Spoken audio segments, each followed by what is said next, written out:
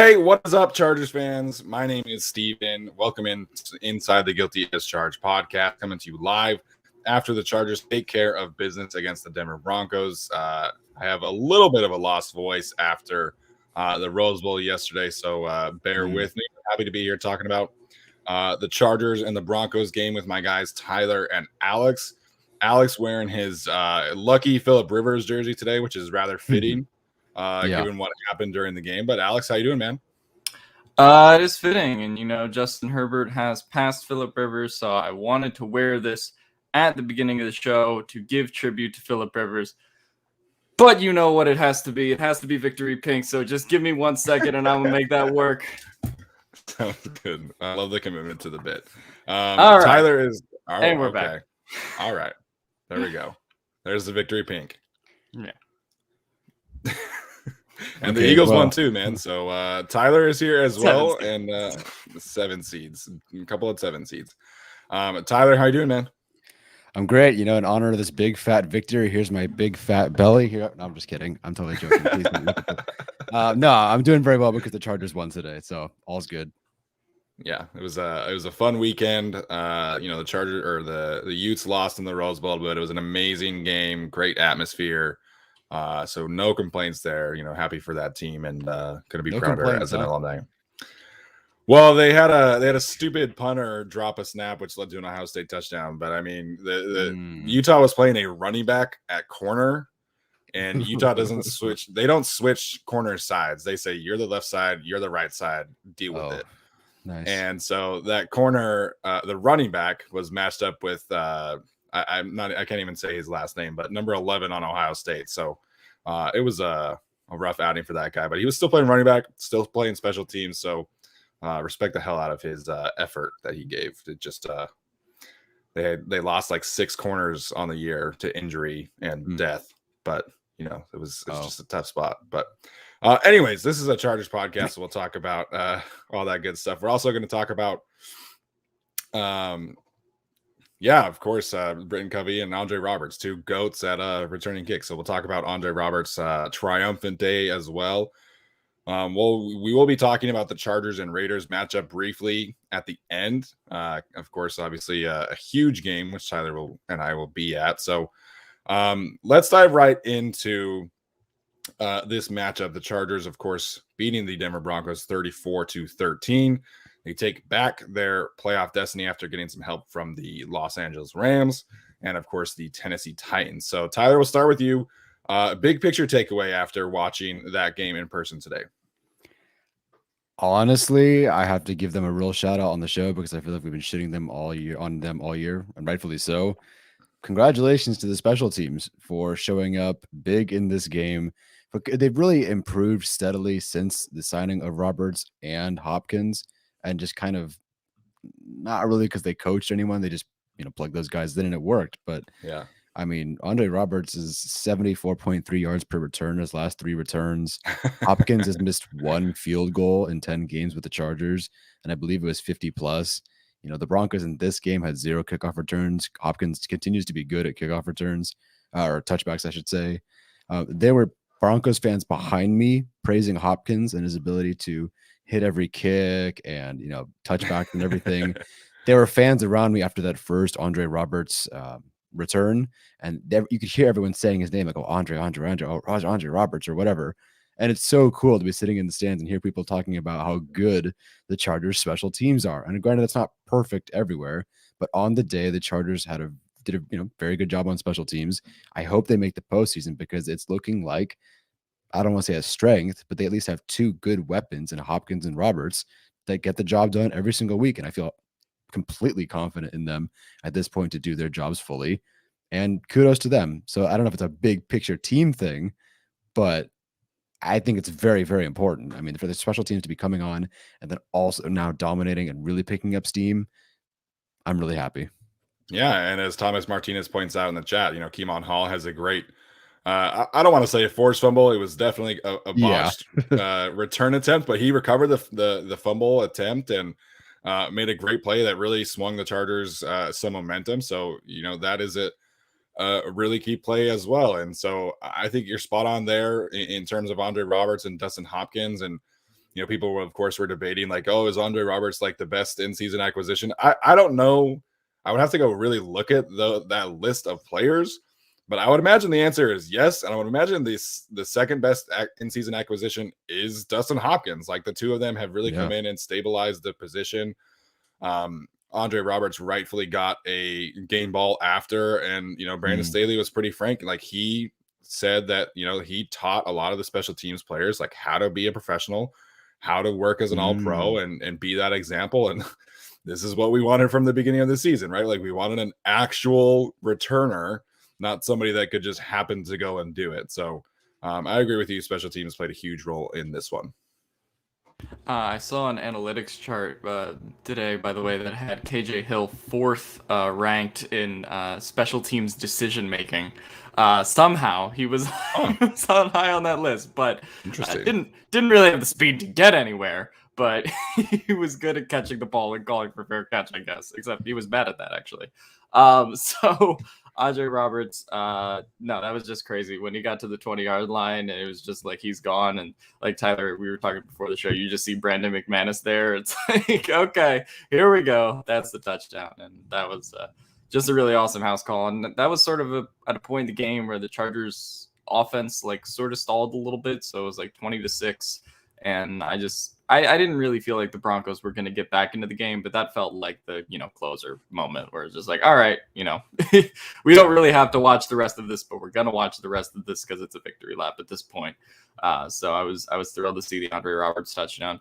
I was just thrilled to see everybody back. I mean, we talked about the loss of the Texans, and obviously COVID was no excuse, as we talked about on the podcast for that, but seeing Austin Eckler back and picking up a couple clutch plays here and there, seeing Mike Williams back and getting that touchdown. And I was sort of like, oh, where's Mike Williams been the whole game? And then he has that big touchdown almost immediately after I tweet that. So that was fun. So this was a game where really everyone came back, from the COVID list last week. And it just felt like the team was kind of back where they had, finished after the Chiefs game, after the Giants game, after the Bengals game, where it looked like this team was kind of for real. So I was happy to see that.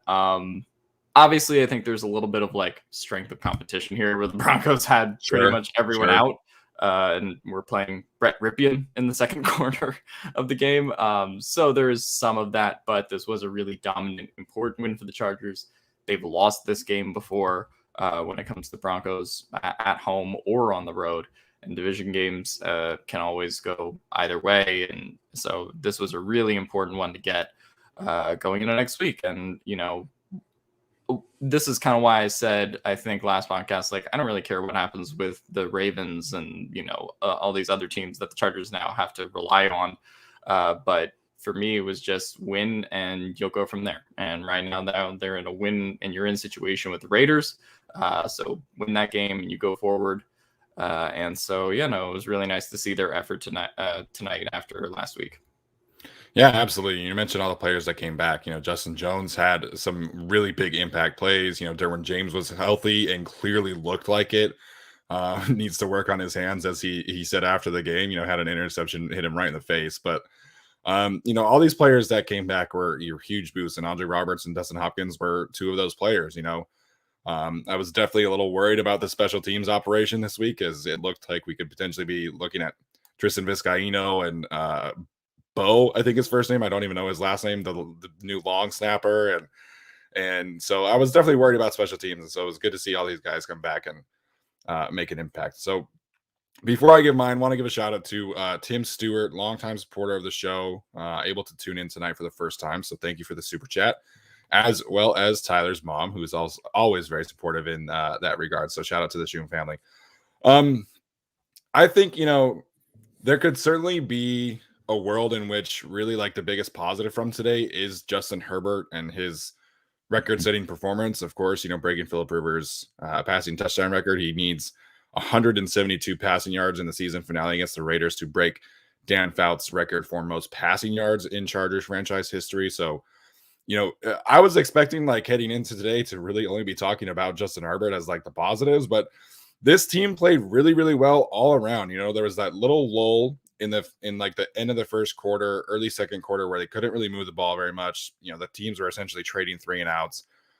But, you get that Keemon Hall fumble recovery. You get some field goals from Dustin Hopkins. And really, the team played complimentary football for the first time in like a very long time, arguably since like the Philadelphia game.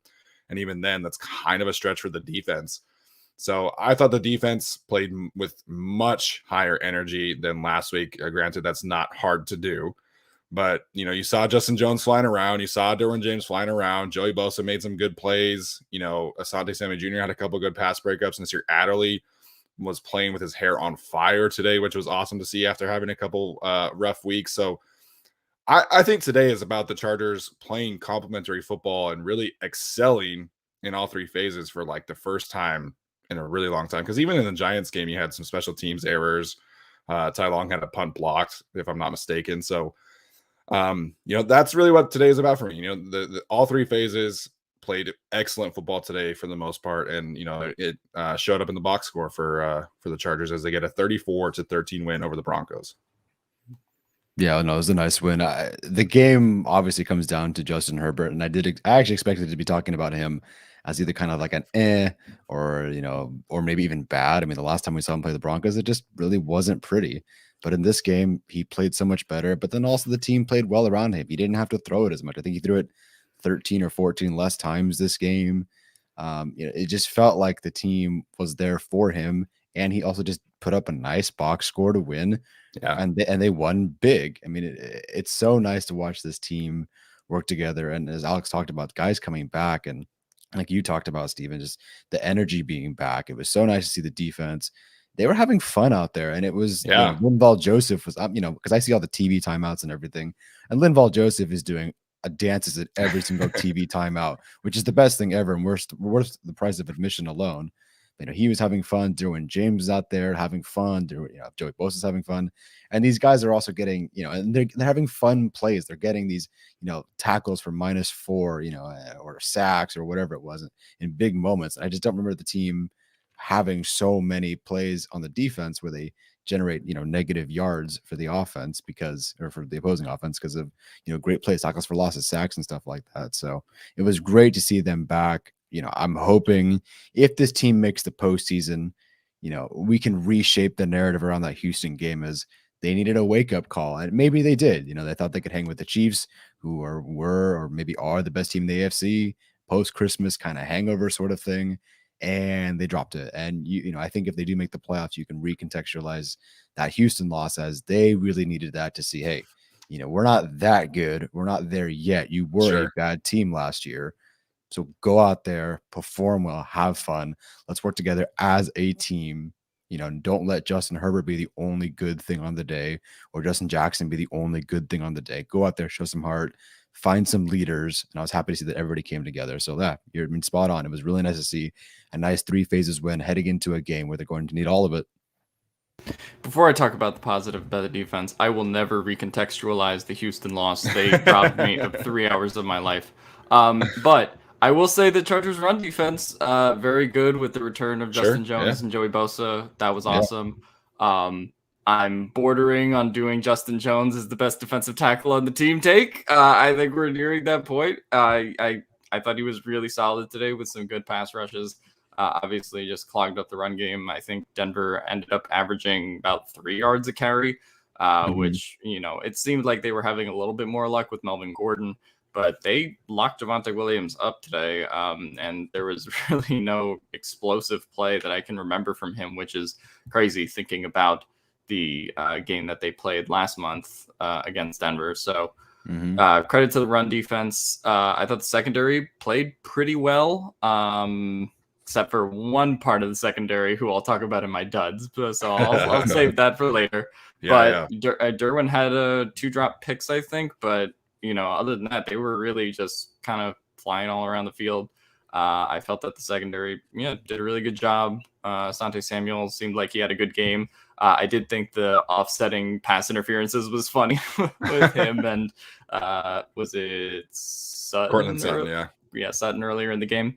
That was that was funny because they initially called it on Samuel and then actually looked at it and were like, no, he actually just pushed him down by the helmet. And then they called it offsetting, which was the right call. But yeah, no, that was just a really fun game all around defensively. You could just tell that the energy is back. You had Jerry Tillery with the classic sack and a QB hit, 2 tackles for loss. So he was sort of back today. I think Uchenna Nwosu got a kind of back and, got a QB hit himself. So it just felt like everyone was kind of operating on all cylinders.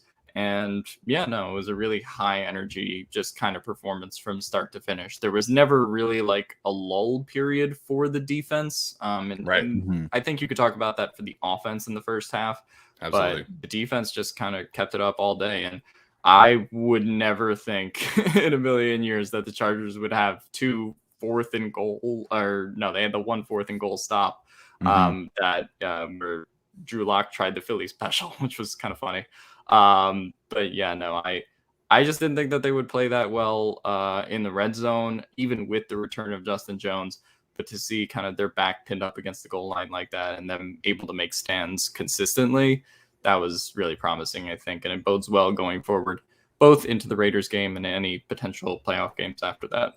Yeah, it was so nice to see them ahead of the sticks on defense for, a change, because even against the Chiefs, of course, given all the injuries, but it felt like the Chiefs and the Texans were living in third and manageable all day long in those games. So you get a couple Jerry Tillery, a sack, a tackle for loss. You get a Justin Jones tackle for loss, Joey Bosa tackle for loss, Kaiser White tackles for loss, and Nasir Adderley tackle for loss. So the defense played fantastic, and that's what you have to do against a team like this that wants to continue to run the ball. So I mean, it's not like the Broncos stopped running. Like you saw in the second half, like they had 4 run plays, like all consecutive run plays with Melvin Gordon.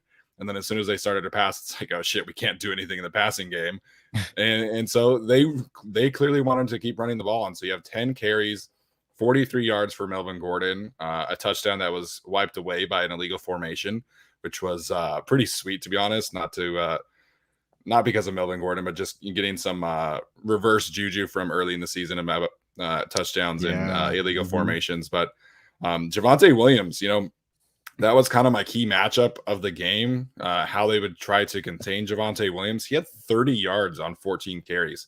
That's 2.1 yards per carry. And most importantly, he only had a long of 7 yards. And so really, like, going back to that first matchup, Javonte had like 3 or 4 explosive runs and an explosive reception due to broken tackles. So the run defense was fantastic today. And, outside of last week, it has been improving, but I think this is probably their best performance of the last month or so, given who they were playing and, the fact that they wanted to keep running the ball. So I agree, Alex. I think the run defense was awesome. And I don't hate Justin Jones as the best defensive tackle take. I think that's probably fair. Linval Joseph hasn't really been as impactful as he was to start the season. And we've seen the difference that having just Justin Jones and not Linval Joseph makes versus the other way around. Like Linval Joseph is not the same player when Justin Jones is off the field, whereas Justin Jones is independently disruptive and he doesn't need Linval Joseph next to him, because we saw the Steelers game where Linval Joseph was out and Justin Jones was still fantastic. So I agree with you there. I think Justin Jones is the best defensive tackle on the team. Yeah, no, I can get behind that. And it's so tough because he's injured once a year, twice a year for the season, 4 games. So you want to find some stability there, but you can't deny when he's on the field that he's very, very impactful. There was one drive where I don't remember the last time I saw a defensive tackle make 4 or 5 truly impact plays just on one defensive drive. He played really, really well, and it's getting hard. I mean, we all saw it. We saw it in training camp. I saw it at the scrimmage. We saw it, not in the preseason because he didn't play. We heard about it. We knew about it. He just needs to get on the field. And when he's on the field, he just makes that defense so much better. Even Tillery's kind of looking good now. But I also think it just helps to have that rotation. Like, it's not just, Covington next to Tillery and Joseph or whatever. It's like, okay, you have Jones, Joseph, Tillery. And I don't know how it works with interior defensive line. Look at me. I had fucking no idea. But I'm sure it's kind of like offensive line. There's communication, there's chemistry, there's synergy.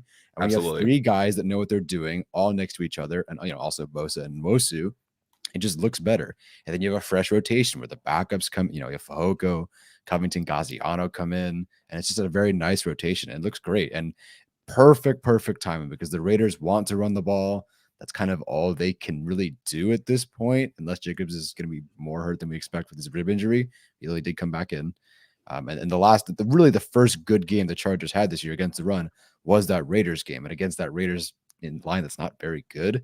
Yeah. So for them to be kind of, everyone's healthy and together, knock on wood, cross your fingers, for them to be picking that up, heading into that matchup, it's probably the key matchup of the game, honestly. Looks pretty good. Oh, just as a question, it seemed like Braden Fehoko played more from what I saw on TV. I don't know if that was true or not. We haven't gotten snap counts. But it definitely felt like he played more than the Houston game. Yeah, that's sort of what I was comparing it to, but at least early, because I felt like in the second half when the game was kind of out of reach, they started rotating a lot more. Like Joe Gaziano was playing a lot more, Covington was still playing a lot. So I think at least early felt like Fehoko was playing more than he had been previously. Yeah, I don't know. I'm curious to see what Chris Rumpf's injury was. I don't know if anybody got any word on that, because when Rumpf is out, Fehoko is the kick blocker on kickoff returns. So excited to see how that goes. So Rumpf did come back. Rumpf did go back in the game. I think so. He was injured on the kickoff, and then I think like 4 or 5 plays later, he did go back in the game. So in terms of injuries, we don't know a ton, obviously, right now. Corey Linsley definitely had a back injury. I'm nervous about that. You could definitely tell on the inside runs how much of a difference there is between Linsley and Scott Quessenberry. And I like Scott Quessenberry a lot as a backup, but and I think they generally could be okay next week with Quessenberry starting. But if they have to play a playoff game without Lindsey, I'd be very, very nervous about playing against, potentially Chris Jones or Justin Simmons and all these great defensive tackles in the AFC without Corey Linsley. So I hope he is okay. Brandon Staley said that his back tightened up. He seemed okay in the locker room, but that to me felt like a legitimate injury. It didn't feel like just like, oh, he's having a back spasm kind of thing. But again, we have no idea. We'll see. And then Keenan Allen was being looked at by the trainers late in the third quarter. I don't know if he went back in. I definitely do not remember a catch after that happened. And I did not see anyone if anyone asked him after the game if he was feeling okay or not. But that definitely is something to monitor. And I think that was pretty much it from an injury standpoint that happened during the game. Those were the only 3, right? That's the only thing I can think of. Yeah. Well, the Linsley one is concerning to me because they're like, oh, it's generalized back pain. And then Brandon Staley will do his press conference tomorrow and be like, actually, he had a spine removed. Done for this Predator style spine removal. No, that man was in some serious pain after it happened, because like he was walking and you could tell he was just like, a back injury walk is very similar to like you shit your pants walk, and he was just like in so much pain. So hope he's okay. Is Alex frozen on your screen? Yes. Nice. Well, sweet. Yeah, I actually completely missed him even getting injured. I didn't see him. Was it on third down and then he walked off the field, or? I believe it was a second down, and then they like stopped the time for a second, and because he was like down on the field, and then they put in Quessenberry, and they let him do a couple snaps and stuff with Justin Herbert too. Oh, looks like we lost Alex. So hopefully he can join us back in a second here. But Daniel in the chat, Linsley can have my spine. I don't need it. I respect it. I respect it. I love Corey Linsley. I'm not giving him my spine, but I hope he's okay. Yeah, we can each give him one little piece of our spine to give like a whole spine, like a whole Corey Linsley spine. But he's not that tall. So we only need like 12 fans. Yeah, you give him your L1, I'll give him my L2, etc. going down the list. But yeah, I hope he's okay. So I know a couple of people were asking about Drew Tranquil. At this point, I'd be pretty surprised if he plays this week. I feel like Eamon Ogbongbemiga did okay in the run, and it felt like they had a much clearer plan for both players. Yeah. Neiman was the much more predominantly passing down linebacker. Eamon played a lot more on first downs. And I feel like they did okay. Neiman had a couple good tackles in space. Eamon had a couple good plays. I feel like they played okay. As good as could be hoped for in this situation. Well, I would have to watch it again. It's so hard for me to get a real feel. But yeah, you saw that rotation. It felt like a nice rotation. Yeah. What about Murray starting at inside linebacker if he were able to play this Oh week? my gosh. Let's hear really because you have been probably the most cautious about this switch from Murray from inside linebacker to edge, and you've been frankly criticized or subtweeted about certain things, and just want to let you have the floor on this one. How do you feel about that? If Murray was starting at inside linebacker this game, how would you have felt? Yeah, we said a couple of weeks ago, I feel bad for Kenneth Murray at this point. If he had not been on the COVID list and had a chance to practice, then sure, I guess I would understand that. But for Brandon Staley to sit there and say, yeah, Murray hasn't practiced all week. He hasn't practiced at inside linebacker for a month. Yeah. And he's going to shift back to inside linebacker if Drew Tranquil can't play. It's like, what are we doing with Kenneth Murray? Like, it's just been so weirdly handled. When they started to give him edge rush reps. Oh, yeah, we always viewed him as this hybrid inside linebacker edge player. We always viewed him as a Dante Hightower. And it's like, no, you didn't. Like we all went to training camp. We never saw training. We never saw him get set edge rusher. Like it has not made sense from the get-go. And so at this point, like as bad as it's been, like you either have to just stick with it at edge because that's where he's been practicing, or you give him practice time at linebacker. Like you could try the hybrid thing and give him some early down reps against the run as an inside linebacker, pass rush reps on obvious passing downs. But I don't know, man. Like this, I just feel like they have mishandled this situation so poorly at every single step. And then for him to say, oh yeah, it's Friday. Kenneth Murray hasn't practiced all week. He's on the COVID list. If he does play, he's playing an inside linebacker and he's starting. It's like, what are we doing, man? Yeah, that was... I sort of got it, but then the whole not practicing thing and him not playing inside linebacker since, I forget which game it was. It's been a while, and then him not being a full inside linebacker since week. I think the Vikings game was his last where he got snaps as an inside linebacker. Jeez, yeah, that sounds about right. That's the game he came back, and then it was kind of a hybrid sort of thing.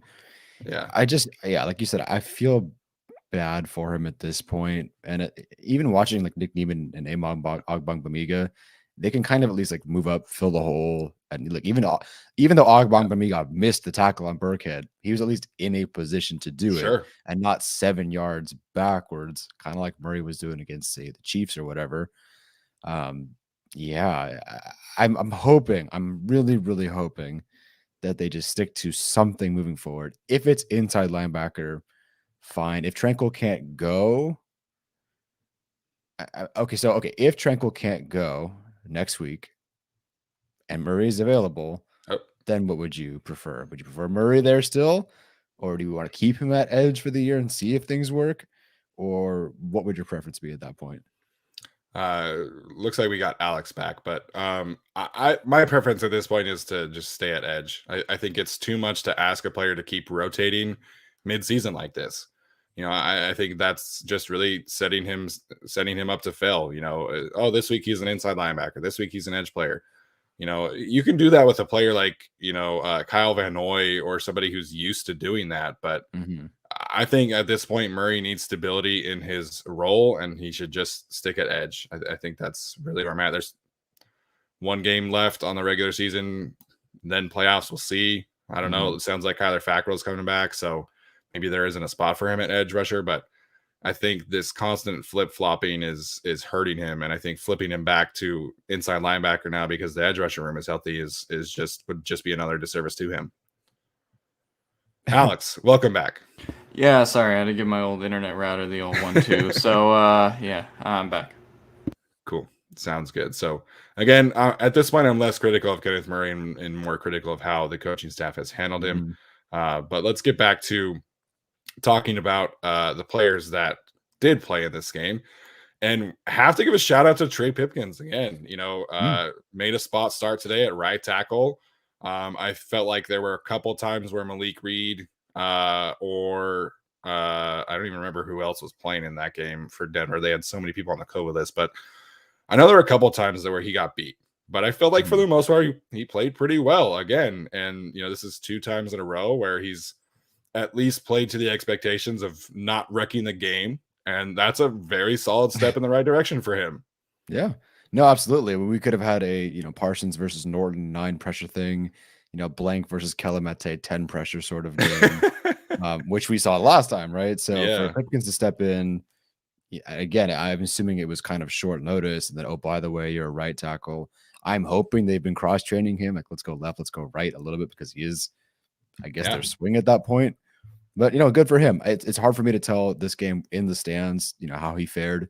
But, you said that he had a good game against the Chiefs, only 4 pressures allowed or whatever it was, maybe 3 or something this game. That's great. Like, that's totally fine. It's not, we've seen some like Trent Scott game record games or Storm Martin game record games. Pipkins hasn't had that Sam yet. game record games. Sam Davey game record games. Yeah. So let's go through the list, shall we? But, no, it's nice to have Trey Pipkins. Look, he should not start at right tackle next year. No, he should absolutely not start. not. I'm telling you right now, unless he freaking 0 pressures and 50 pancakes a game the next 4 games, and it leads them to the Super Bowl and he catches 2 touchdowns, he should not start at right tackle next year. But credit the staff for getting Pipkins, I think, 100%. better, because we were laughing at him in that Ravens play where Calais Campbell threw him 8 yards to the side and into the tackle or whatever it was. Like, I forget. It was crazy, but no, much better. I'll take it. Yeah, I mean, larger sample size still needed in terms of what his future with this team is. I don't know.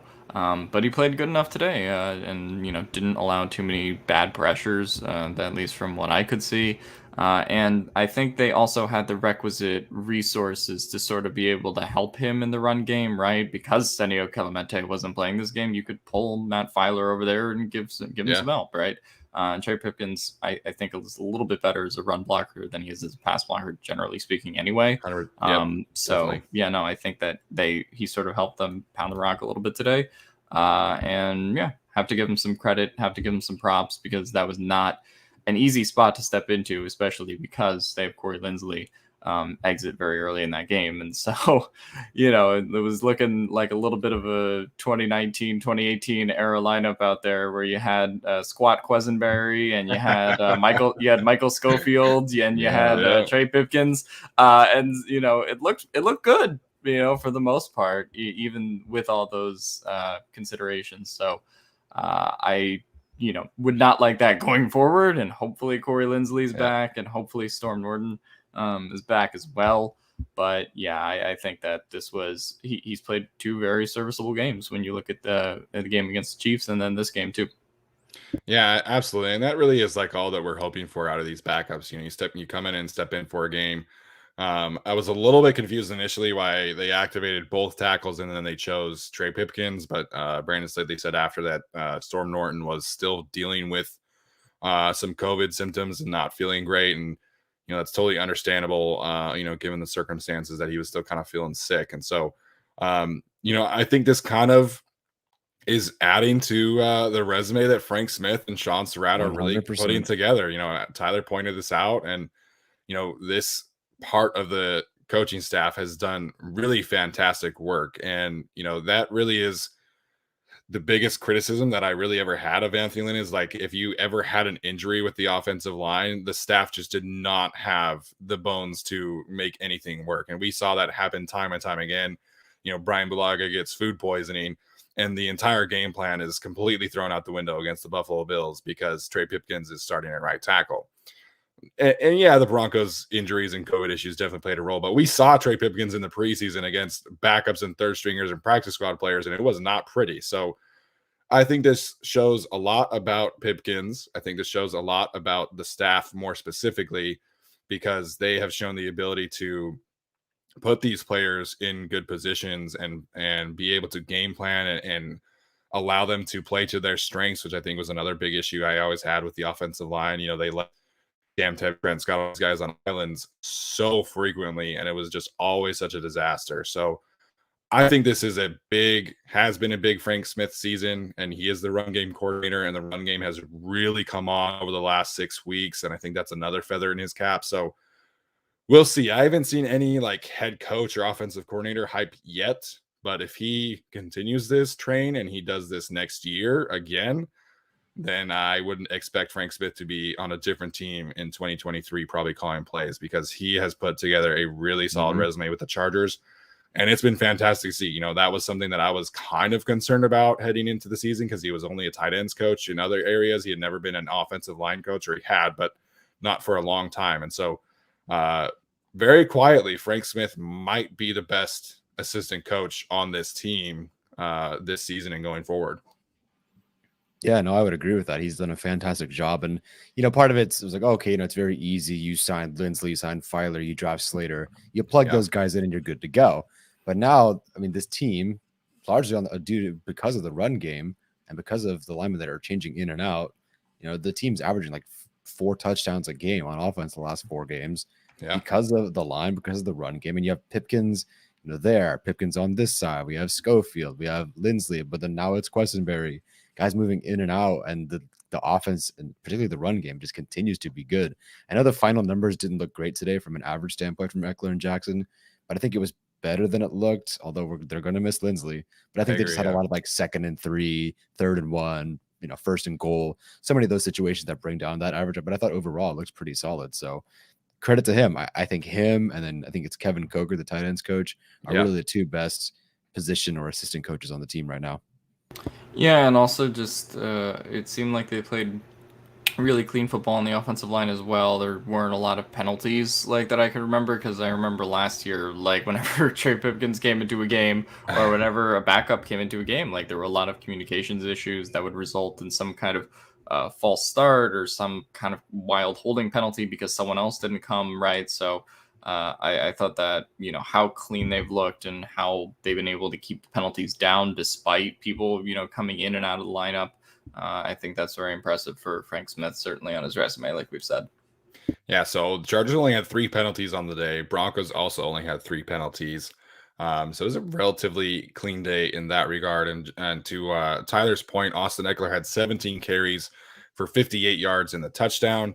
Justin Jackson, 12 carries for 41 yards. They each managed to average 3.4 yards per carry. So Gabe Neighbors had a carry for 2 yards, the fullback dive, which is always like so funny. Like anytime Gabe Neighbors comes in and they're close to the goal line, it's like, you know, they're just going to do a fullback dive.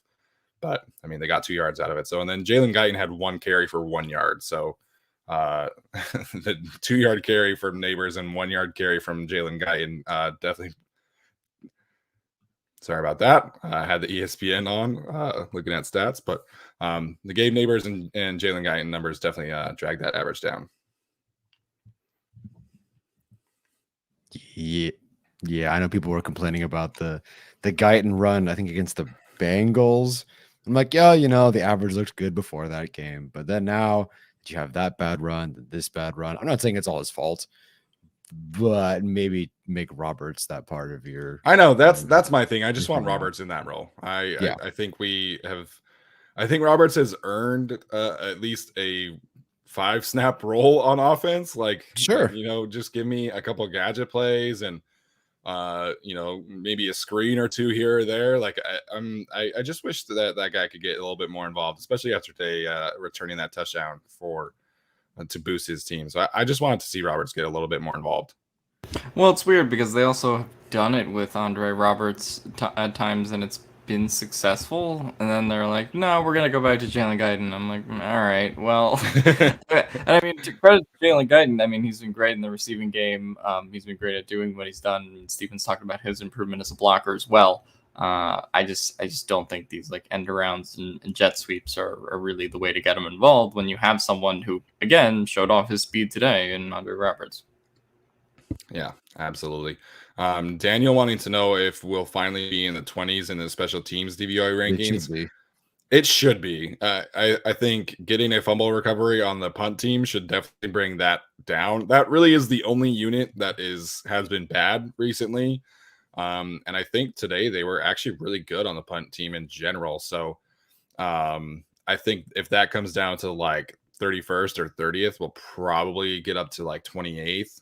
I don't know. We'll see. But it was a great day for the special teams, which is super weird. Yeah, they were 30th heading into this game. I believe it was Jacksonville and Green Bay at 32nd and 31st. So Yeah, Denver's somewhere around there, right? Or they weren't that good. Were they 20? they were 29th. Yeah. Yeah, okay. So they'll drop I behind would us. imagine. Yeah. Cool. Look at us. Who would have thought? Not me.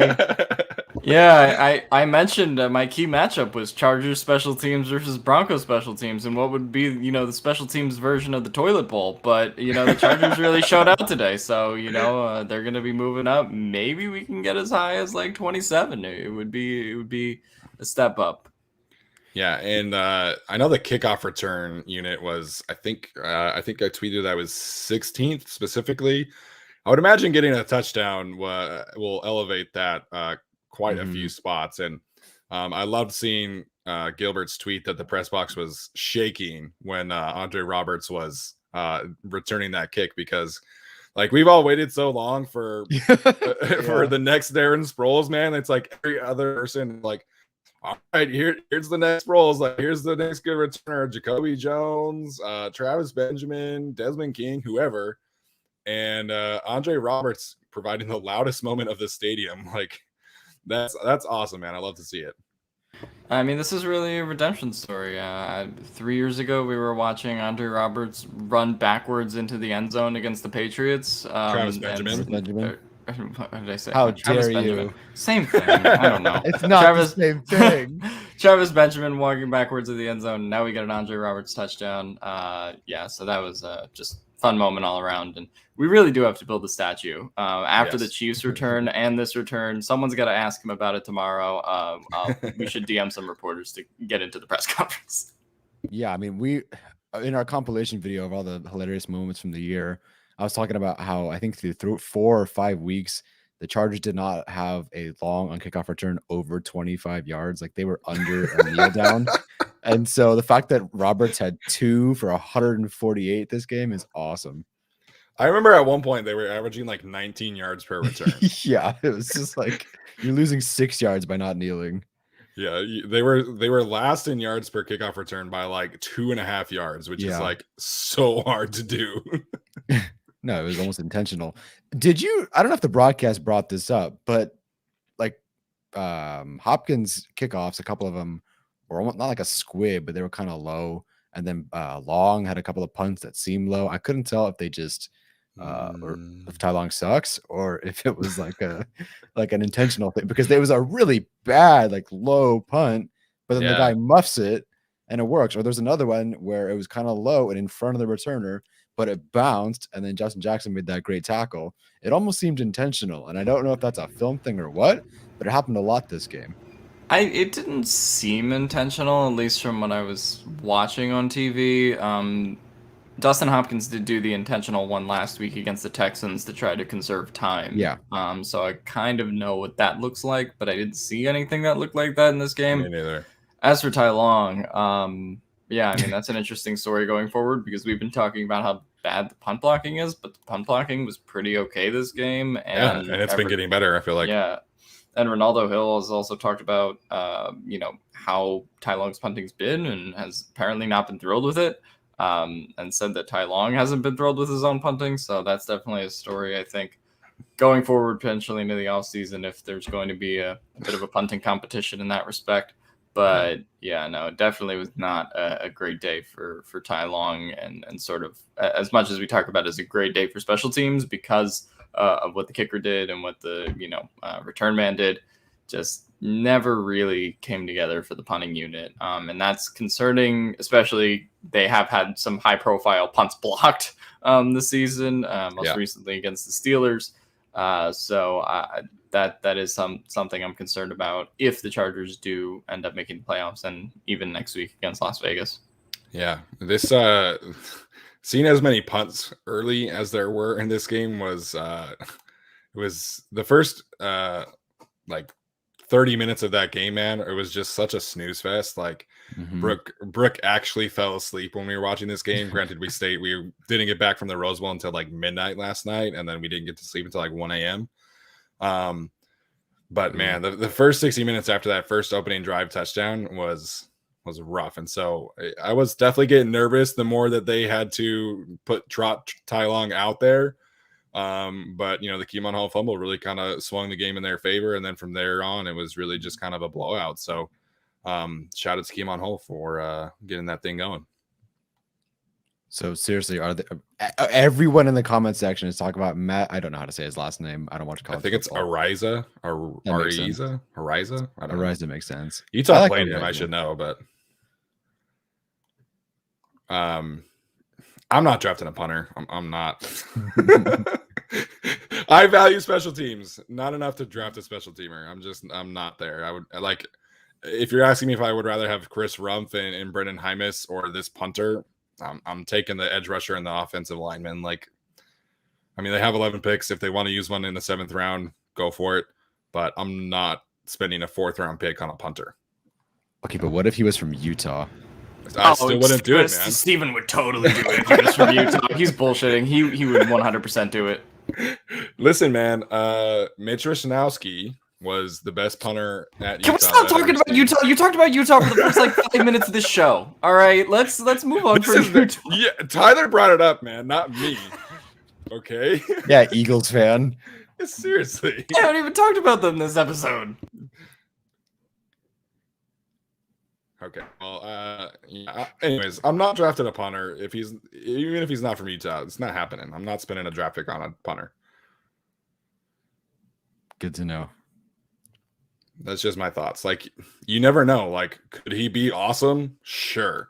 Roberto Aguayo was an amazing kicker in college and turned out to be the worst kicker in the NFL history. So I'm just not drafting specialists. I'm not drafting a specialist. Joe Alexander, shout out for the super chat. He says, Tyler, you are going to the Raiders game. So will I. I will also be there. And he said, I was probably the one starting the Andre chant today. LOL. So shout out to Joe for starting an Andre Roberts chant. Good for you. It must have been somewhere completely different because I didn't hear an Andre chant. I just heard a lot of people being like, oh, Andre. Oh, here comes Andre. Oh, my God, Andre. But it wasn't like, oh, Andre. Oh, I didn't see any of that. Someone tweeted that they apparently said build the statue in the stadium. Yes. When someone tweeted that at me. So I thought that was funny. But yeah. No, Dakota Ringer's asking if we draft a punter and a kicker. No, we have a kicker, man. Dude's probably like 94% on the season now. He's probably top 5 in the NFL right now. Nah, I'm 100% good with Hopkins for at least for next season. We'll have to see. But he's been fantastic. Mm-hmm. Yeah, no, absolutely. All right, someone's asking about Asante Samuel Jr. Sorry, I hate to hijack the questions, but no, go for it. I'm a little concerned about the deep ball stuff. I feel like he's getting either beat, burned, or there's some sort of penalty. Pass interferences, pass interference, yeah. And it's a little concerning at this point because I don't remember that being a huge problem for him in college. Like, I remember watching like the Notre Dame game. There were, I think, 3 deep passes, and he broke up each of them, no problem. But it seems a little bit worrisome now. Intermediate short stuff, no problem. He's breaking up a pass every other play. But when it's deep, it's a little panicky right now. Granted, it was offsetting, and he kind of got thrown down. But again, last week he had I believe it was a pass interference penalty last week too. Yeah, he had a pass interference last week. He got beat on a double move last week. Mm-hmm. Could be rust, I guess. Yeah, that's true. Maybe. I mean, rust, but he's also playing like Cortland Sutton. I mean, that was his primary matchup for the game. Like, that's never going to be easy. I mean, Sutton also has, pretty physical height advantage over him. I mean, that's going to be something that also just makes Asante look a little bit worse in that regard. So I'm not too concerned about it heading into the playoffs. I mean, but he's also a rookie. Like, he's going to make rookie mistakes. It's kind of how I look at it also. And you have NFL route runners that are running against him that are more experienced. So I think there's going to be some of those moments potentially next week, and we'll see how far maybe they get into the playoffs, if at all. But yeah, no, I definitely think it's something to watch going forward, but I think it's sort of like the Steelers game. For every play that he does get beat, he's also going to have a play where he makes a really significant play on Claypool, right? Or something like that. Yeah. So we'll see what it is going forward, but I'm not too concerned yet. Yeah, I feel like he's still working his way back, but today I don't know if you guys noticed this, but there was one time where he came from out wide and he stepped into the hole on Javonte Williams and he sat him down, man. Like, he made a great play on the ball. Like, I think Kaiser White came and helped finish the job, but I think he's still working his way back a little bit. There's definitely some technique things going on. The Cortland Sutton penalty thing was kind of hilarious because Sutton just like threw him down. So I was definitely pissed at that when they called him for PI at first, and then when they kind of canceled it, I was fine with it. But he's not the corner that I'm more concerned about right now. I know Alex is going to talk about the other guy in a second here, but I think Asante is still kind of working his way back. But Michael Davis's performance is more concerning to me than Asante Samuel Jr.'s. Yeah, I was just going to say on Asante, I think there was that play where Derwin brought down Albert O right near the end zone. And then I think he was also giving a lecture to Asante after that. So I think he did kind of miss a play there. Sure. That he could have made on the ball, or at least missed his assignment. So that's definitely something to watch the tape and look back at. But in general, like I said, I'm not too concerned. Yeah. I want to talk about something that I was concerned about today, and that was Brandon Staley's game management. I know it did not cost them. Boy. It did not cost them, but him choosing to take the field goal points when it was 4th and 1 from the Broncos 1 is a concern for me. The way that he handled the timeouts on the last drive is a concern for me. I know, again, it did not cost them. The Chargers still got a touchdown on that drive, but the way that he managed the end of that first half was not very pretty today. Yeah, and also there was the 4th and goal situation. I mean, that was really tough for him to take the field goal after being the proponent of the analytics and kind of real game situations. I mean, that's the situation to go forward. Are you scared that Brett Ripien and Drew Lock are going to drive the ball down the field, so that will put you in a bad position? No, right? And if anything, it puts them at the 1 yard line, and then they end up punting. Or no, they didn't end up punting, but they were in those deep situations anyway most of the game. So I didn't love Brandon Staley this game. To be honest, I haven't loved Brandon Staley in a few weeks at this point, maybe since the Chiefs game.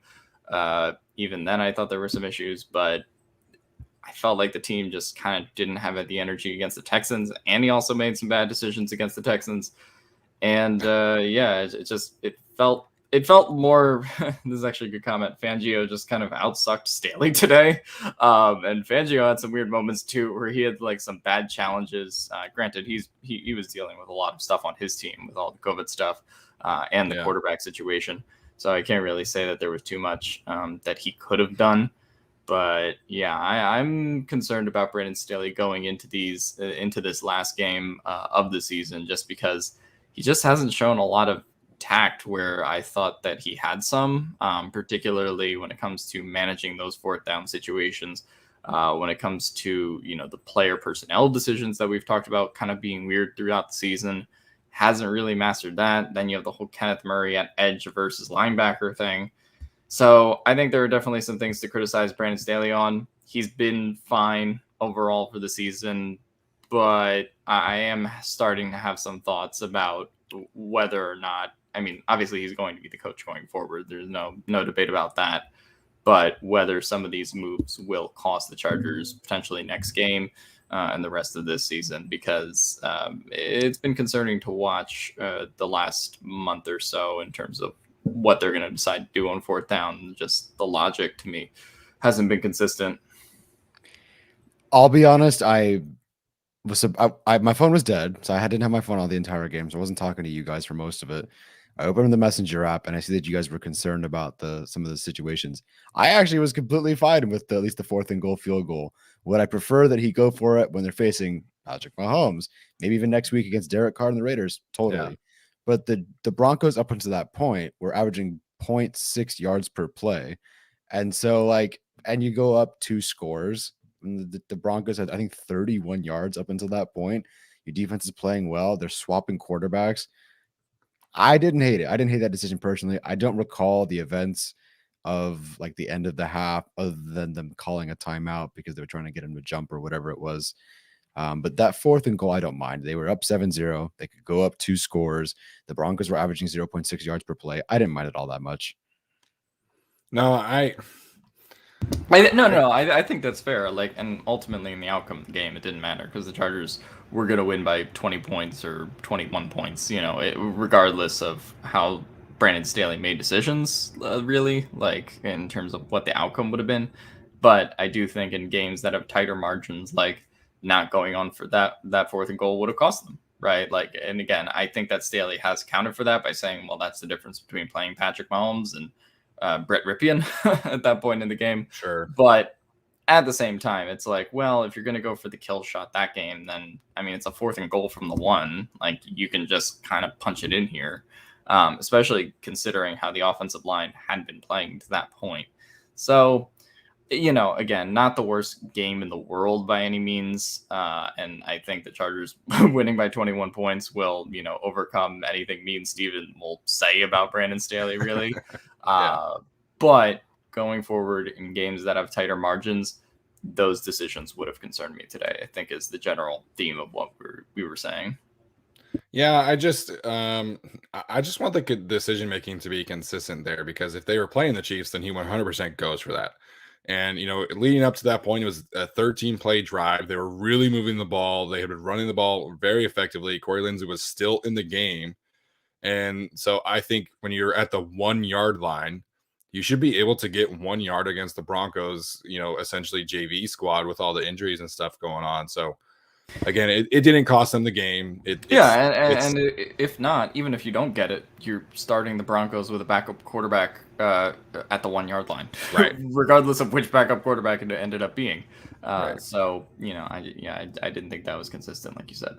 Yeah, this is nitpicking the situation today for sure, and I'll admit that. The timeout after trying, so the Broncos take a timeout. The Chargers come out on 4th down and they try to get the Broncos offsides, and then they call a timeout again.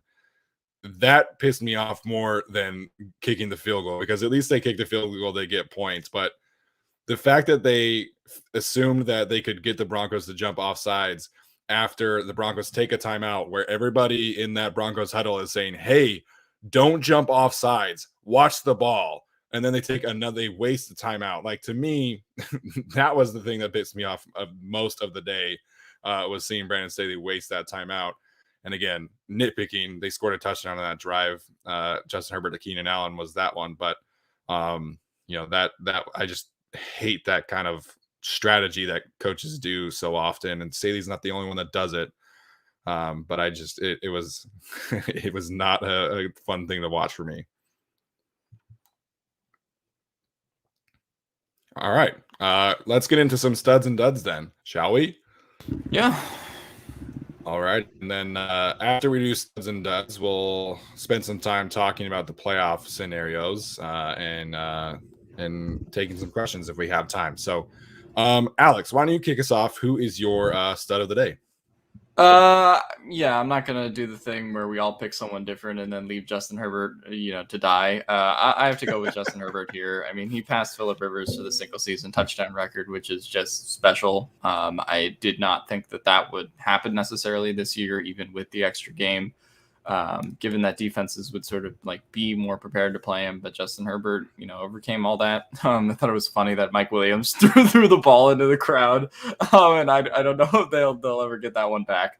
But no, that was just a really fun moment where he breaks Rivers' record, and he had an awesome game. It started out a little bit shaky. I think he was like 1 for 6 with 10 yards, near the end of the first quarter, but you could just see that he started to pick it up, and they finally get that drive where, he lasers that Keenan Allen touchdown in, and it just felt like from there, everything sort of began to pick up in the beginning of the second half. And then he hits Mike Williams right when you're about to ask, hey, where's Mike Williams? So no, he was just really good, I think, at processing this game, especially after last week. And it gives you, hope going into the Raiders game, especially given how the Raiders secondary is and how Gus Bradley likes to do his defensive matchups, that he'll sort of be able to have a field day with that one and give us, at least some kind of offensive shootout. Obviously, hope for a dominant Chargers win. But I think in that environment in Vegas, Justin Herbert gives you a really good chance to win. And I think we saw that today. So, I think you have to give Justin Herbert stud of the day for sure. Yeah. Yeah, I think there was a world in which Justin Herbert kind of struggles today. And, our friend Jason did an article today for LEFB about Herbert's struggles versus two high safety looks. And it felt like early in the second quarter that it was going to be a Herbert struggle day. But he, rallied, he steadied through the storm, rallied, and played really well. I think that that 2-minute drive really kind of jump started him right before the half with the touchdown. Right, and also the fact that he got Patrick Surtain off Keenan Allen and was like, "Hey, Nate Hairston, here you go." 100%. And 100%. I think that was really helpful too. I would actually be curious to go back and watch, because I'd love to see the matchup between Keenan and Surtain today, because certainly in the first half, it seemed like that was the matchup to watch between both of them, and that was really fun. Surtain, if I were a Broncos show, Surtain would be the stud of the day, because that man was awesome today. He had the one break on the ball against Keenan Allen. He had the jump ball situation. Surtain is really, really good. And if you watch him play, I don't think he's even a rookie. He's just a legitimate top tier corner at this point. Yeah. Yeah, I mean, they gave him a couple of targets. They didn't avoid throwing it at him, but they just certainly didn't try to pick on him either. I mean, they're already treating him like he's a veteran Pro Bowl, all pro corner at this point, and he plays like it and acts like it. So no, that's great. Herbert, I mean, really could have been talking about him struggling today. And this is the defense. Granted, they're missing players, but this is the defense that should have given him problems. With you tell me that Pipkins is starting and then Lindsley's out, Schofield obviously. And he played really well. And, I'll get to some Joe Lombardi stuff in a second. But I think Shane Day, Lombardi, Staley, and Herbert all deserve credit for getting him to look like a much different quarterback, even from last week, but particularly from the last time they played the Broncos. I mean, they lean on the run game a little bit more. I think they ran it 30-something times with everyone not named Herbert, 13 less passes on the day. But Herbert just went through his progressions well. I think the pocket presence was really solid. And it's not like he was, perfect, and there were some drop balls, but, it looked like he was moving and on the move better than he was before. Last time he played the Broncos, some of it through no fault of his own. There was that batted pass. He took a self-sack. There was the bad interception in the end zone. And there was nothing like that. It was just a very clean game. He played like a very good quarterback. 2 touchdowns, no turnovers. Couldn't really tell you if there's an interceptable ball or not, or a turnover-worthy play. I don't think so. I think he ran when he needed to. I think he was good with his legs. Credit the team, the coaching staff, and Herbert for really getting him, the difference between where he was then, granted with, I think, a more healthy Broncos team, versus now. That's a big difference, and especially against Comfort 2. Yeah, absolutely. Herbert played a really good game. I'm curious to see what kind of the EPA numbers are and really, some of the more advanced stats. But, the earlier Denver game was his worst graded Pro Football Focus performance of the season. And so to have him bounce back like this, I think was a super key thing. So, Tyler, who's your stud of the day? Okay, fine. I'll take the obvious one. André Roberts. I would have said Darius Swinton. I think that's part of it, but sure. I think André Roberts was just kind of tailor-made. They just dropped into their laps, and he's amazing. He's I think he was 4th or 5th in kickoff return average since joining the Chargers. I imagine that's goes up today after 148 yards on 2 returns, and then a 75-yard return, against the Chiefs 2 weeks prior. It just looks different. There was a point. I'm so happy he was running towards our end zone. When he went to his right and was at the 20, and you saw the way everything was setting up, I looked at, I think it was my mom, and said, he's scoring. And then he cuts it back, and then you're like, who's the last guy there? And you see it's the white dude, it's the kicker, and you're like, yes. And then he flies past everybody and scores. It's just different, and everyone was excited. The stadium was excited. People know his name. The players were, giving him high fives and jumping on him. It's just different. The Chargers haven't had that since their playoff run in 2018. And if he continues to be a spark like that, start at the 40, start at the 30, get a touchdown. Just so much more dangerous of an offense. I'm so thankful he joined the team, that they picked him up, that it's working well. He's my stud of the day. Yeah, I think, when the Chargers were 4-1, they were asking Justin Herbert, and they still ask Justin Herbert to do a lot, right? But, you could tell that, eventually this team was going to need some more help, whether that be, through the running game, through better field position, whatever. You can't keep asking your second-year quarterback to drive 90 yards, 90, 85 yards, 80 yards every single drive. So adding André Roberts was a no-brainer, and it has vastly exceeded expectations. He's been a fantastic addition, and I think, giving Darius Winton some love is, an okay thing to do at this point, because every single special teams unit except for punt has really steadily improved since they got actual special teams players in the building. So I think that's totally fair. I think my stud of the day, you guys took kind of the two layups. I'm going to take the other one, which is Derwin James. His return was much needed today. I think we can all see the difference on the team when he is on the field versus not. Yep. But he had some insane plays today. I know he dropped, well, I don't know if the first interception he could have had, it qualifies as a drop or not, but he had to work his way over from quite a bit and showing off his range there. He had a tackle on Albert O in space that was really insane. He had a couple pressures as a blitzer. Thoroughly disagree with the roughing the passer call today against him and Justin Jones. I think the Justin Jones one is worse for the record. But I thought Derwin was fantastic, and I think the team needed his energy, and you could tell that there was just something different about Derwin today. Like, he really wanted this defense to prove a point, and I think they made that point. And so Derwin means so much to this team. He is the emotional leader. He is the best player on the defense, and I think today really showed how valuable he is to this team. And I think, I can't wait to see him this week. I hope that Darren Waller plays in this game, because I want to see Derwin against Darren Waller some more, because we haven't really seen Derwin against a tight end all that much because he was hurt in the Kansas City game. So Derwin played awesome today. Really excited to see him this week and against Darren Waller potentially. Oh God, he was so good. It was so much fun watching Derwin James out there. There's just something different. And I've seen plenty of games this year. I've been to plenty of games, but for whatever reason, he's just out there, and he's got this like giant shoulder look. Like, he's just bigger. I think Nate Tice was talking about how he loves watching Nasir Adderley. And you'll turn on the film of these two guys, and Nasir Adderley's there, pro athlete, second round pick, and then next to him is Derwin James. And he looks like he's 2 feet taller, 50 pounds more muscle. Not really, but he's just built different, and he's emotional. Yeah. And when he tackles, he finishes. I mean, there are some plays. It's like wrestling. Like, if you told me Derwin James, I've never wrestled, I don't fucking know. But if you told me that he took Brazilian Jiu-Jitsu or wrestling in the offseason or something to train to become a better tackler, I believe you. Because when his hands are on a guy, they're just done. They're on the ground. It's over. And it's not like that for most of the other defensive backs. Nasir Adderley has great tackles today, but there's just something different when Derwin James is on the field.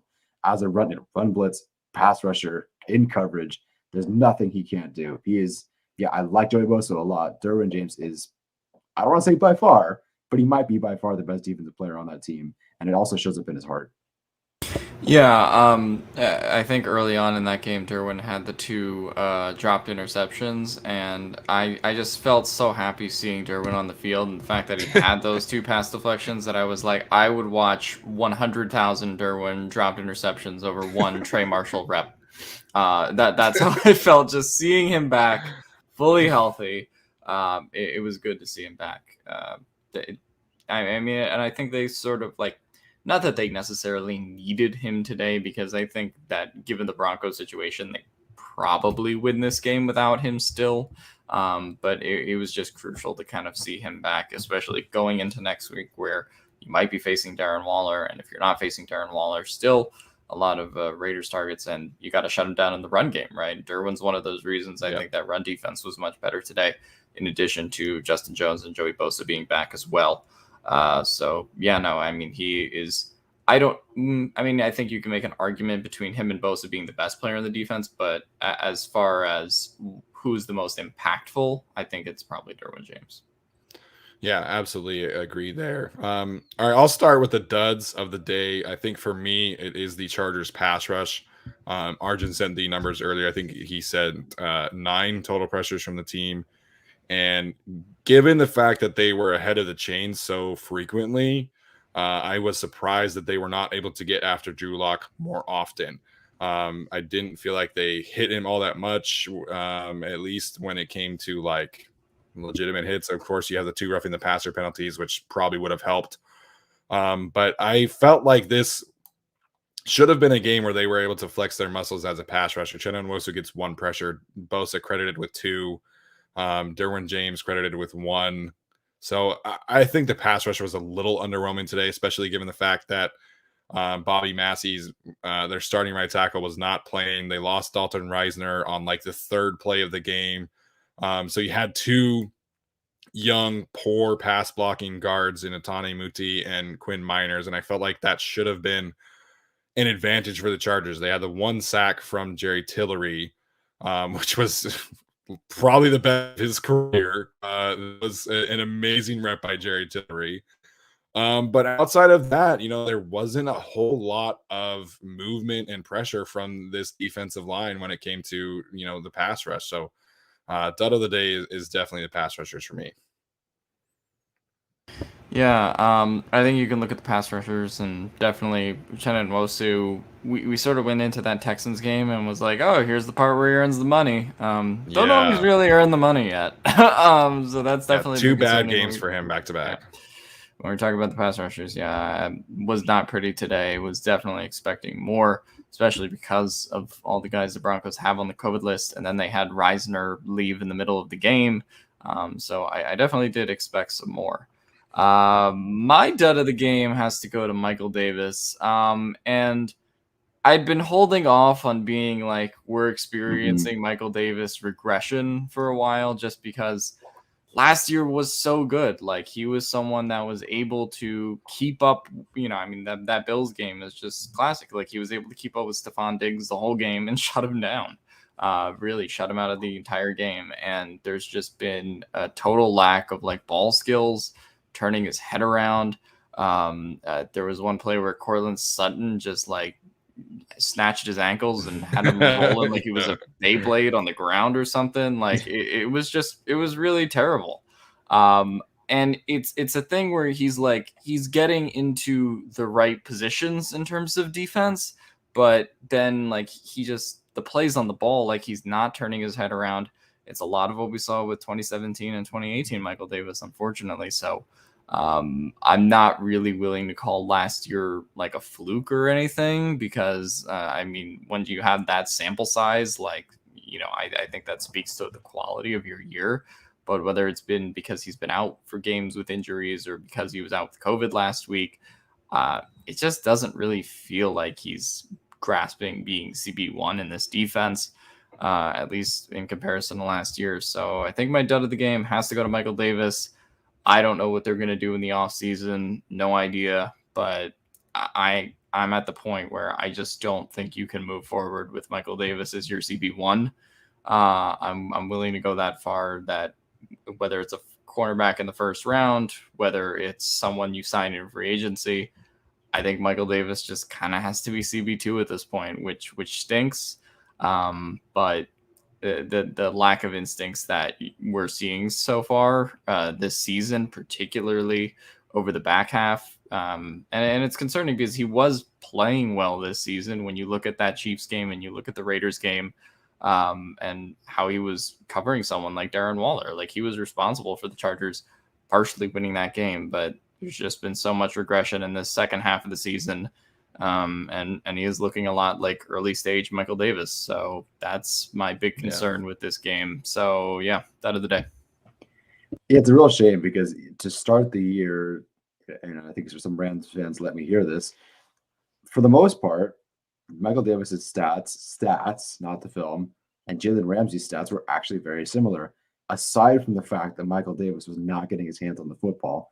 And that not only continues to be an issue now, but now the stats are gone, and now he's just getting beat as well. and so it's really unfortunate. It feels like there are a number of players, Chargers players, who are really good to start the year and have fallen off because of an injury that they've returned from. I don't know if that's the case, but it feels like it. Mike Williams, great 3 games, gets hurt, has not really been the same, not even the same role. Drew Tranquil against the Raiders, blitzing like crazy, pretty good player. We wanted him over Murray, and he deserved it. He was great. Return injury, COVID, really hasn't been the same. Michael Davis, I kind of feel is the same way. He, against the Raiders, shut down Darren Waller. There was not a target, or there might have been target, not a single catch while covering Darren Waller for the handful of whatever snaps that he did. Shut him down. And I have no faith in him doing that in a week. I don't know what's happened. You know, I think was it a quad injury? I don't recall what the injury was. I think a hamstring. Hamstring injury. Yeah. It just hasn't been quite the same. And maybe that's still the case. But like you said, you've been holding off. And I think we all have too, because it's like, okay, he had a hamstring. Those are tricky. You know, give him a few games. But now it's been a few games, and it's, you know, Drew Lock and Ripien, and it's not, and Davis Mills. I mean, it's not looking good. Right. For me, it's also just that, like, it's not that he's losing because, oh, well, he's a step slow because of his athleticism, or he's like getting beat off the ball. Because, like, that was kind of the point I felt like Casey Hayward was at last year, for example, where he had just sustained these injuries, and, you know, he obviously has been playing a lot better this year, but last year, I think, recovering from those injuries, he was just in a tough position. Because to me, he's not really like getting beat or getting burnt in a lot of ways. He's just not making good plays on the ball when he's in position to, right? Like, and it's the decision making, like, it, you know, and while he's trying to go for the pick, it's like, well, if you just punch the ball, like, then you'll deflect it. Like, you know, so I feel like he's just at a position where he's like trying to do too much, and that processing has unfortunately gone to 2017 levels. If he was getting beat more often instead of like losing, I guess, at the point of the catch, I would definitely get the injury thing more, as well as the COVID stuff. But yeah, it just has not looked crisp. No, I think that's definitely, you know, an unfortunate thing, because I think the cornerback discourse is going to be interesting this offseason, because I think, you know, ideally you hope that Davis is a high-end CB2 in terms of like lead wide performance. I really like Asante Samuel Jr. I don't think he could ever really get to like a truly elite level as a CB1 in the league. So I think they have 2 really solid corners potentially next year once Davis is healthier, Asante Samuel Jr. healthier, and has a full season to develop, full off season to develop, excuse me. So it's just going to be interesting, because they haven't really shown any proponents to playing Asante in the slot. Chris Harris, presumably and hopefully not on the team next year. So they'll need a slot cornerback, but I would not be opposed to drafting a cornerback in round 1 to potentially be that CB, like true CB1 on the outside, because I do think that Staley's defense, I mean, every defense requires a CB1, right? Like, it's the freaking NFL. But I think specifically with the scheme versatility that Staley wants to play with, he does require somebody to be able to be left on an island all game, as he's had with, you know, Kyle Fuller in Chicago, and, you know, whoever, every single quarter in Denver, and of course Jalen Ramsey last year with the Rams. So it is going to be an interesting thing for sure. Tyler, did you give a dud of the day? No, my dud of the day is kind of odd. It's a mild thing, and it only happened once because they only had one opportunity. But to me, it's the play calls to work out of your own end zone, or wherever they were, like the 2 or something. You know, after the neighbors dive, which is fine. Like, everyone does their fullback dive thing to get a couple of yards. But I turned to my dad and I was like, hey, you know, they're going to run a, you know, bootleg to the right and throw to the tight end. And if they don't get the first down, they're going to hand it off to Austin Eckler and fail. And sure, like, literally they did that. And I'm not saying that like, oh, I watch all the film, I know everything. But the fact that I can sit there and go, that's exactly what they're going to do, and then they did it, is a problem, because they every time on second down, sometimes third down, they try to get Herbert to the right, out of that end zone, let him extend the play, throw it to the right. And then against the Broncos, they did this last time on third down and short. They handed it to Austin Eckler and didn't get it. They did the exact same thing this game again. And that's frustrating. And sometimes it works, right? Against the Eagles, they drove from wherever all the way down the field, and then they didn't score. but I'm starting to notice that. And again, I don't know what the league average is. I don't know how often teams are successful going from out of their own end zone and either scoring or at least getting past the 25 or something. But it's kind of concerning now that I can sit there and go, they're going to do this, and they did it 2 plays in a row. Like it shouldn't be that. Expand your package a little bit more. Now, maybe not having part hand. Expand your package. Nah, that's a lame one. That's not very good. Even I'm not laughing at that one. But no part hand, no Cook. Pipkins, Schofield, Questenberry. Maybe that kind of limits what you can do. But hopefully they grow their package moving forward. There you go. Tyler or Alex, is Tyler's audio off a little bit to you? A little, but we'll talk about it later. Okay. I just wanted to make sure I was not the only one. But yeah, I think that specific sequence was not a pretty one. Everybody was hating on Joe Lombardi during the game, and yeah, I do think it's funny. That specific sequence, I just saw people on Twitter be like, "Fire Lombardi!" It's like, guys, have you not watched the last 3 weeks? Like, we're firing him after one play. Like, the offensive coordinator stuff is funny. But yeah, no, that stuff definitely wasn't pretty, and it felt like until the late second quarter when they got that drive right before the half to go up 17-0, it felt like the offense was just not running quite as well before then. But yeah, no, I definitely thought they got it back in time later in the third quarter, started running pretty well, and the pass game just worked the way it was supposed to. Yeah, the play calling discourse on Twitter is exhausting because it's like as soon as people see a play call that they don't like, it's like the Fire Lombardi chorus comes out in droves, and it's like, are we serious? Like, you can't just be like, oh, like I hated that call, fire the offensive coordinator. As Drew points out, the offense is top 3 in the league in pretty much every metric. So I am thankful that Steven runs the Twitter account because I do not have the mental fortitude to handle 8,000 of you guys talking about Joe Lombardi on a play-to-play basis. I'm happy to wear that badge. I will continue to push the patience button when it comes to a first-time offensive coordinator. So yeah, I think Lombardi was fine. There were definitely some play calls that I think that he would agree that he would have back, and I think I would take them back as well. Guys with neighbors, it's like it's not working. Tyler, you good? Well, I mean, you can hear me, but it's not it's my computer audio now.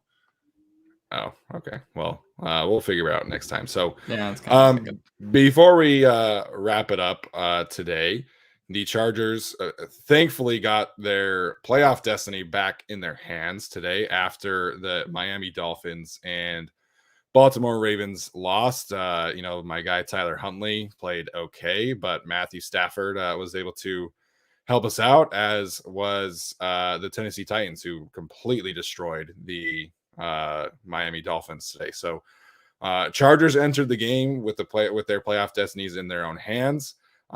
Looks like we lost Tyler for a second. Assume he's going to be resetting his audio, hopefully coming back soon. So Chargers enter the day with their playoff destinies back in their hands. They, of course, take care of business against the Broncos. And now the playoff path is very, very simple. They win on potentially Sunday, potentially Saturday. We don't really know yet. But you beat the Raiders this weekend, and you are in. It seems most likely that the Chargers would be the 7 seed if they do beat the Las Vegas Raiders, unless the Colts, I think they play the Jaguars this week, if I'm not mistaken. They play somebody really easy this week. It's the Jags.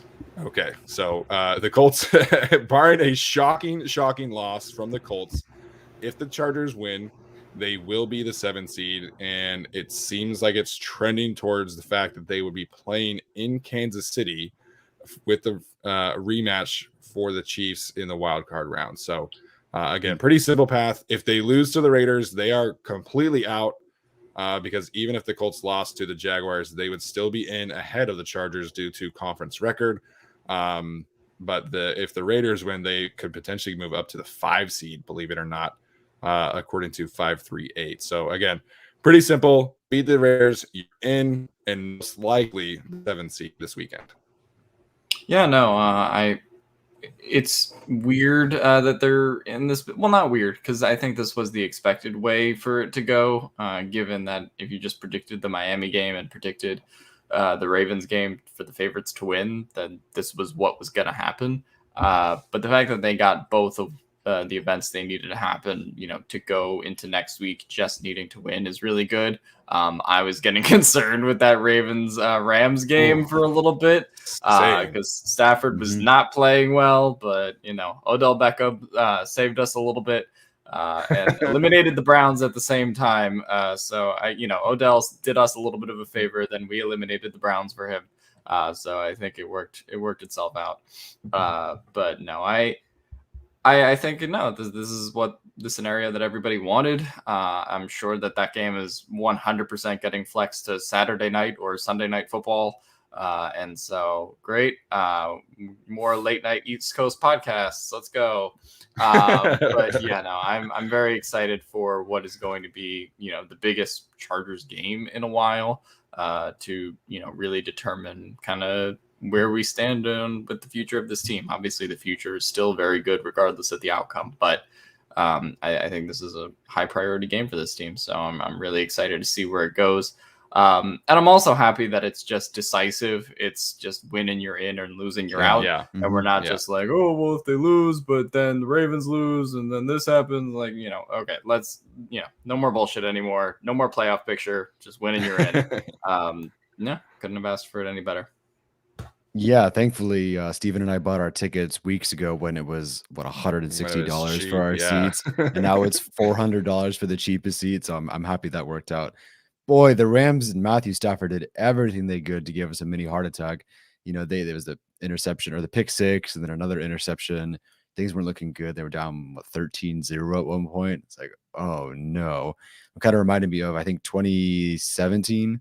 Where the Chargers needed the Ravens to win and the Bengals upset them, and then the Bills went to the postseason instead. It almost felt like that, like someone was going to get the upset. Chargers weren't going to make it. Oh crap! Now we wouldn't be in this position if you beat the Texans, but oh well. But I'm ready. I'm totally ready for this rematch. I'm so excited to be going to that game next week. I think both we and my dad, honestly, because my parents are going too. We all thought we were going to a kind of a useless game where we could sit our starters, Raiders have nothing, and it turns out it's everything. So this is the most important game of my Chargers fandom lifetime since 2 weeks ago. This is definitely the most important Chargers Raiders game in a very, very long time because 3 weeks ago when we bought our tickets, I'm not going to say that the Chargers could have been resting starters, but it definitely felt like the Raiders would have had nothing to play for and would have essentially had their season over. I kept on waiting and waiting and waiting for the Raiders season to be over. Granted, COVID took out the entire Browns team, which really kind of helped keep their season alive. But, the Raiders deserve a lot of credit for going into Indianapolis today and winning a game that they really had no business winning. The Colts have been really rolling recently. And they've been dubbed the, most dangerous team in the AFC, not named the Kansas City Chiefs. So the Raiders deserve a lot of credit for going in there and winning that game. This is going to be a huge matchup. And like I said, I think this is easily the most important, most drama-filled Chargers and Raiders game in a very long time. Thanks to Carson Wentz for stabbing me in the back one more time after I pick him in the game picks.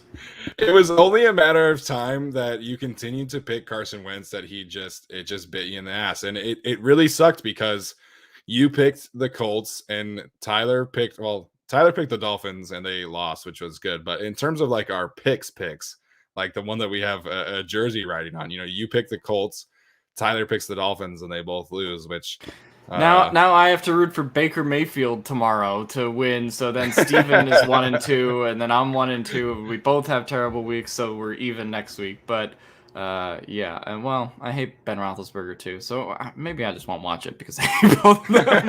But yeah, no, that's that's going to be a fun game to definitely determine the picks. But no, going forward with this Chargers-Raiders game, it's definitely the biggest Chargers game in a while. And yeah, no, I'm just excited to see what day they schedule it for, which they're probably not even going to tell us until tomorrow after the Monday Night Football game. I'm sure they'll release the final schedule. But yeah. Yeah, so like Alex is saying, this is obviously a game that's going to be high profile. It seems like a lot of media members are hoping that it's the Sunday Night Football game.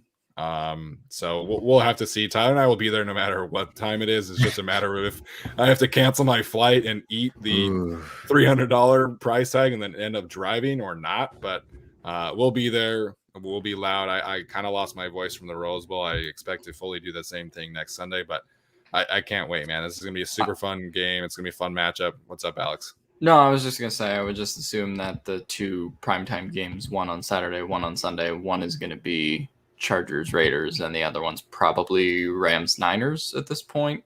I think that's a fair assumption. So we'll see which day is scheduled for which. Worth pointing out, the Rams game is at SoFi, and the Chargers game is on the road. So we'll see how they kind of decide to schedule that. Well, you also have the Cowboys and Eagles, and that's not obviously as impactful for clinch playoff spot, baby. But I mean, given the league's NFC East bias, I would not be surprised if that were one of the primetime slots either. So there's some other high-profile games. It's just a matter of the order. As long as the Chargers and Raiders game is not the early Saturday afternoon game, I will be happy. Anything else is at least manageable for me. If they play Saturday afternoon, I'm going to have to probably leave my house at like 4 a.m. in my car. So literally anything else except for the 1 p.m. kick, please. Well, yeah, I'm thankfully only driving and I didn't pick a flight. I hope that they don't move that. I don't want to go to a Saturday afternoon game. Who wants to do that? Like Sunday afternoon's okay, it's acceptable. Why Saturday afternoon? I'm going to leave again, like you said, Saturday at 4. Get there, get to the hotel, check in, or I probably won't even be able to check in at that point. Check-in's at 3. So yeah. I don't know. I'll just show up to the game in my car. I don't know.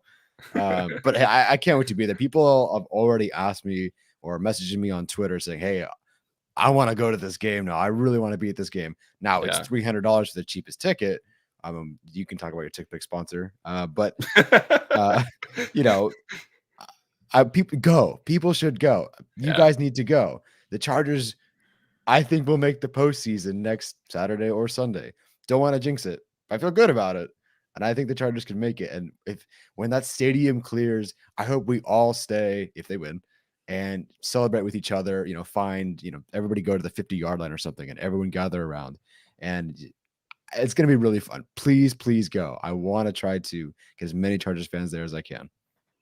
Yeah, absolutely. I know that there is a diehard Bowl Club Vegas crowd. So I know that there's a good amount of Chargers fans in Vegas, so I hope that there's a good amount of powder blue there. We've seen a lot of opposing fans kind of travel to Las Vegas, and I think Chargers fans should be, right there with. And this is such an important game for the Chargers, because it's a tone setting, franchise setting kind of performance. You win, you're in the playoffs, and then who knows what can happen. We've already seen, if you're playing the Chiefs in the first round, we've already seen what can happen against the Chiefs. So you never really know what happens once you get into the playoffs. So we'll be there. If the game sticks on Sunday, we will be going to some kind of meetup on Saturday night. Tyler and I will be. I don't really know where that is happening. I'll have to talk to some of the diehard Bowl Club guys to see where we're going, but we will definitely keep everybody posted. But again, I know tickets are a little pricey. I'm very glad that Tyler and I pounced on the Pat McAfee show. That's got to be fake, right? Yeah, that's got to be fake. I know that. No, he's here. But yeah, I know tickets are pricey right now, but you guys got to go, man. Like if you can make things work, then you got to make it happen. So I think this is definitely one of the, must do opportunities of the season. As Thomas pointed out, I got to go to the Rose Bowl earlier yesterday. I looking back, I wish I had gone to the conference championship game of Utah. Sorry, Alex, I talked about Utah again. But again, this is just one of those things. Chargers could clinch a playoff berth. I think this is a must-see game. There are some people I know that are going to Vegas and then just like hanging out during the game and not at the stadium. Just buy tickets, go to the game, do what you have to do. If you want a $10 discount, you can use our link at TickPick. But again, what's $10 when you're spending $350 on a ticket? I will give you. I'll buy some Guilty as Charged podcast stickers, and that you can go. If you go to the game, I'll give you a sticker if that's worth it. If that changes your mind. I don't know if the $10 discount isn't making a difference. Why is the sticker making a difference? Alex, it's a joke. Okay. But yeah, so of course, if you do attend the game, come and say hi to Tyler and I. We will definitely be there. All right, we've been talking for over an hour and a half now, so we'll wrap it up. We'll do some questions on another time on another show. But Alex, final thoughts of the day before we head out, and then Tyler after that. Yeah, no, I mean, everything the Chargers wanted to happened today. They're very fortunate after the Texans game that we're not talking about that as the post-mortem on the season and doing draft talk today, because that could have happened. But no, I'm very happy that the Chargers won today and sort of bounced back from what was a poor effort last week. And, really, like Steven said, the first game that they played complimentary football in a while, just had really all three, phases of the game just kind of cohesive and playing well. So I'm very excited about that. And yeah, do or die season on the line. I'm very happy for, this situation to play out in the way that it did. And I hope we beat the Raiders next week. It's kind of poetic because the Raiders fans are the reason that Victory Pink started. So it would be nice to see them being the final win of the season prior to the playoffs. Yeah, so I've mentioned many times on the show, my mom is a therapist, and both my dad and I will be there. One of us is going to be sitting on a bench crying, and the other one's going to be partying and celebrating. It's probably going to be me. But it's going to be a rough one next week, but I'm really, really excited to go and be there and see it. I mean, it's exciting. I mean, even if the season ends next week, they did win more games this year, and Justin Herbert just broke Philip Rivers' single season passing record. This team is on the move, on the rise, but they have a chance to make it next week. And I'm just so excited that we're here and not talking about a loss and not talking about the draft. Don't care about that really right now. It's all about the win next week. Win and you win, control your own destiny. I love it. It's great. It's so much fun. Yeah, you can't ask for anything more than that in the first year of a coaching staff. The opportunity to have your own playoff destiny in your hands, win a game, and you are in the playoffs. That is just everything you want for as a first year. Obviously, you wish you could win the division and have a first round bye, but in terms of realistic expectations, this is such a fantastic opportunity for this team, as Justin Herbert always likes to say. So I was nervous about this game today. I think COVID definitely helped the Chargers out for once. The Broncos were strongly impacted, but I still was not exactly super confident that the Chargers would take care of business in this kind of fashion. And they did. So many guys contributed to this win. Of course, we talked about studs of the day, but you got great contributions from a lot of different people in this one. A lot of different guys made plays. And so very balanced, very coordinated approach from this team. And I think this is really kind of indicative of where they were at. I hope that the Texans also was a wake-up call, like Tyler was saying, and they end the season strong this weekend with a 2-game winning streak back-to-back, and they get into a playoff. So we will have tons of content for you guys this week as we prepare for this upcoming matchup. We'll have an interview, of course. We'll have Chargers Analytics with Arjun. Can't wait to hear his kind of analysis of this game and preview for the Raiders. And then we'll, of course, go live on Thursday like we always do with our full preview. So, again, stay tuned for all of that. If you are listening to the audio version of this podcast, please leave us a rating or review. We always appreciate that. If you're watching on YouTube now or watching the replay later, leave us a comment, like the video, and, of course, subscribe and turn those notifications on. Again, we always appreciate all your guys' support. And that's going to do it for us. We'll see you guys next time.